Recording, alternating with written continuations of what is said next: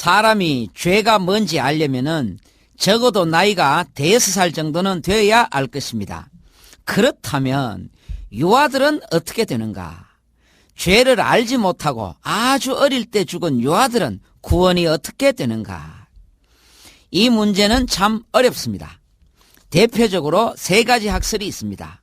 첫째는 모두 구원받는다는 학설입니다. 그들은 죄에 대한 행위가 없었기 때문에 모두 구원받는다. 어린아이들이 내게 오는 것을 금하지 말라. 천국은 이런 자의 것이니라. 주님이 직접 하신 이 말씀이 결정적인 근거입니다. 하나님은 인간 누구에게나 구원의 기회를 주셨는데 그러나 유아들은 그 구원의 기회를 못 가졌기 때문에 하나님께서 다 구원하신다는 것입니다. 유아라는 그 사실이 바로 구원의 기회라는 것입니다. 둘째는 모두 멸망한다는 학설입니다. 모든 사람이 죄를 범하였음에 하나님의 영광에 이르지 못하더니 아직 행위적인 죄는 없었지만은 이미 죄인으로 태어났기 때문에 그 죄를 십자가의 피로 씻음받지 못했기 때문에 구원받지 못한다. 그래서 유아들은 다 멸망한다는 것입니다. 세 번째는 예정설입니다. 예정설이란 선택의 예정과 유기의 예정입니다. 하나님은 이미 천국 백성과 지옥 백성을 다 알고 계신다. 그것이 하나님의 예정 속에 다 들어있다는 것입니다. 에서와 야곱은 쌍둥이였었는데 태어나기도 전에 하나님은 야곱을 택하시고 에서는 미워하셨습니다. 하나님은 미리 답을 다 아셨다는 것입니다.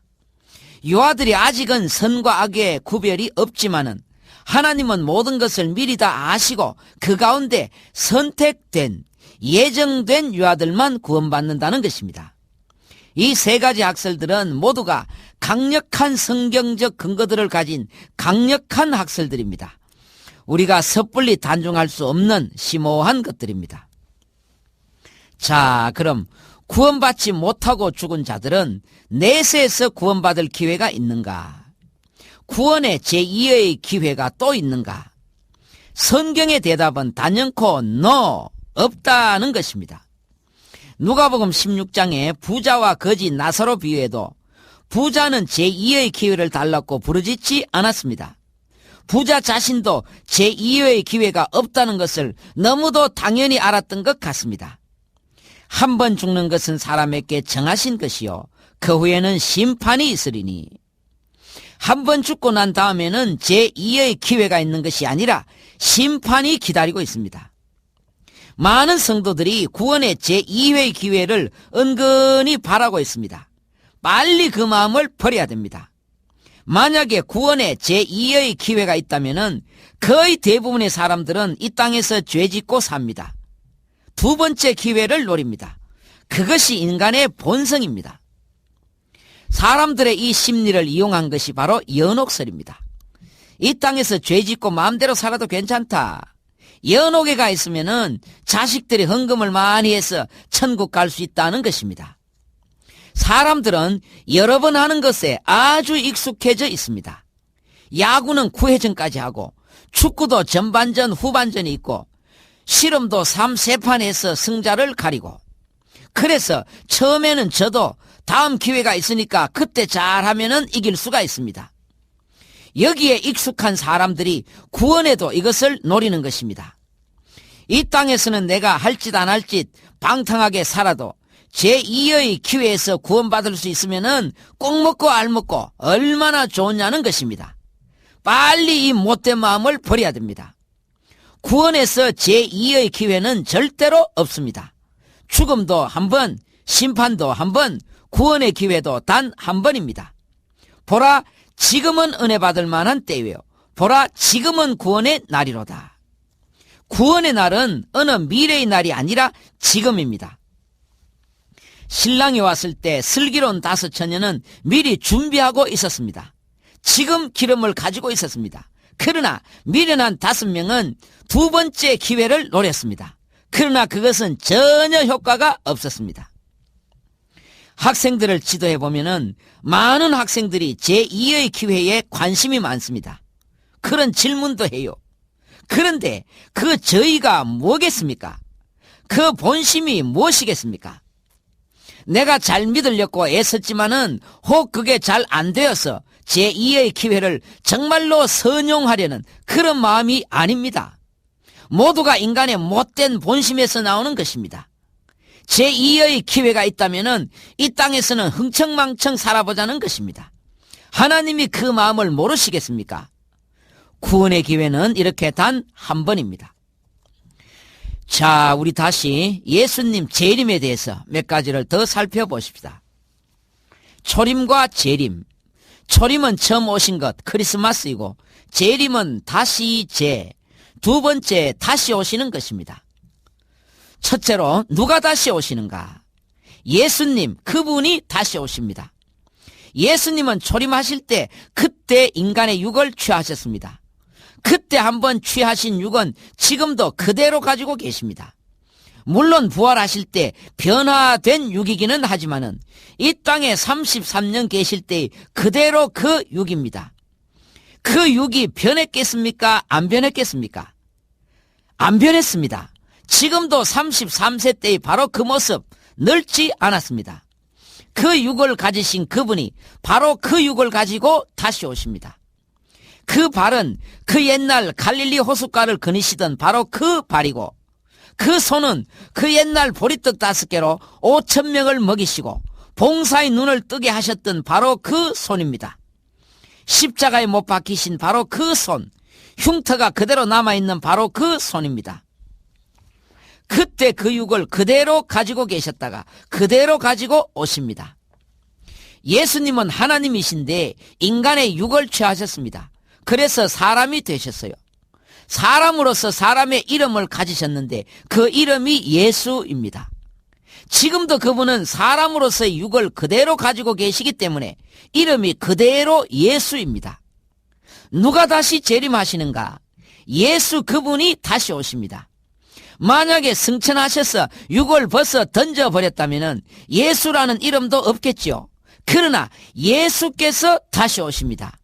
이 말은 육을 그대로 가지고 오신다는 말씀입니다. 둘째로 무슨 자격으로 오시나? 심판주로 오십니다.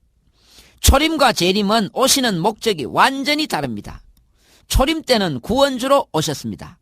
죄인의 죄를 용서해 주시고 당신이 친히 대신 죽어주기 위해서 오셨습니다. 그러나 재림 때는 심판주로 오십니다. 예수님 재림하시고 나면은 이제 예수 믿고 구원받는 일이 불가능해집니다. 노아 방주의 문이 닫힌 것이고 은혜의 시간이 끝난 것입니다. 그때는 알곡과 가라지가 분리됩니다. 영원히 분리됩니다. 주님은 그 일을 하시기 위해서 두 번째 오십니다. 하나님은 모든 심판을 다 아들에게 맡기셨습니다. 우리 모두는 하나님 앞에 서는 것이 아니고 아들 앞에 서게 됩니다. 인간의 탈을 쓰고 인류 역사상 태어났던 모든 사람들은 원하건 원치 않건 좋건 싫건 자기 의사와는 전혀 관계없이 그분 앞에 서야 됩니다. 세 번째로 예수님은 몇 번 오시는가? 초림 한 번, 재림 한 번, 총 2번입니다.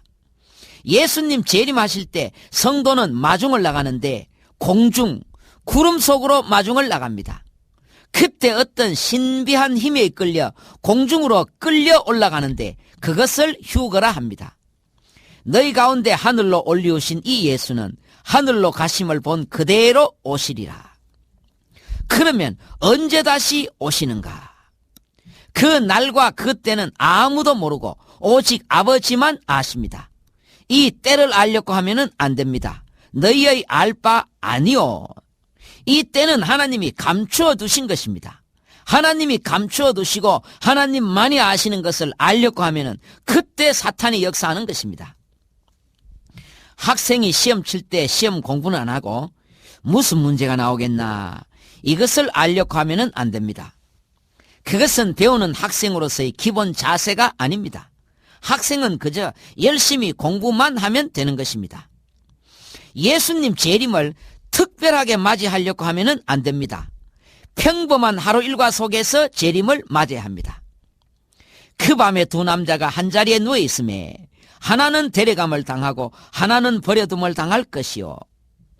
이 밤은 예수님 재림을 전혀 알지 못했던 평범한 밤이었습니다.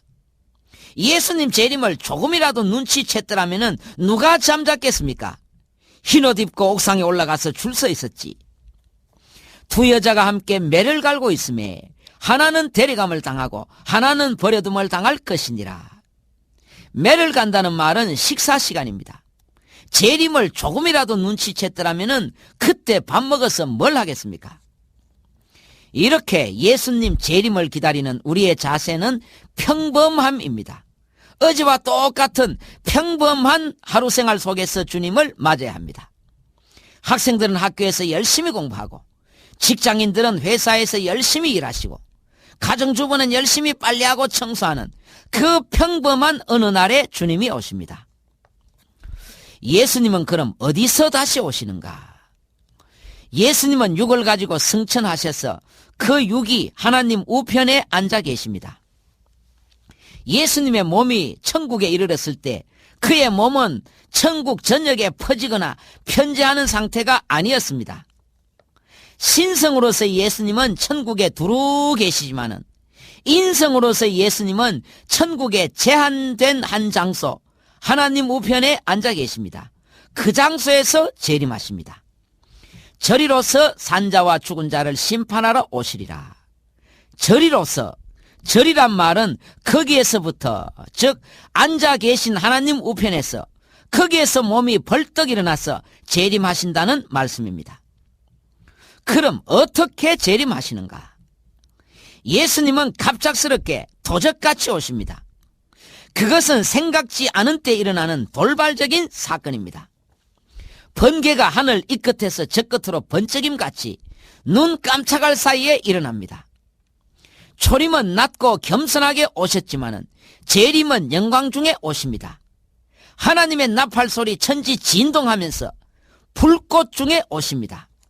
수많은 천군 천사들을 데리시고 구속함을 입은 영혼들을 다 데리시고 큰 무리와 함께 오십니다. 육체적으로 오시고 눈으로 볼 수 있게 오십니다. 다음으로 왜, 무슨 목적으로 재림하시나? 상 주시고 벌 주시려고 오십니다. 하나님을 모르는 자들과 복음을 복종치 않는 자들에게는 형벌을 주시기 위하여 오시고, 당신의 자녀들에게는 영광을 얻으시고 큰 상급으로 갚아주시려고 오십니다. 자, 마지막으로 최후의 심판에 대해서 살펴보십시다. 최후의 심판은 단 한 번의 사건입니다. 심판주는 크고 흰 보좌에 앉으신 자 예수님입니다. 이것이 바로 백보좌 심판입니다. 이 심판에는 천사들이 행동대원으로 참여합니다.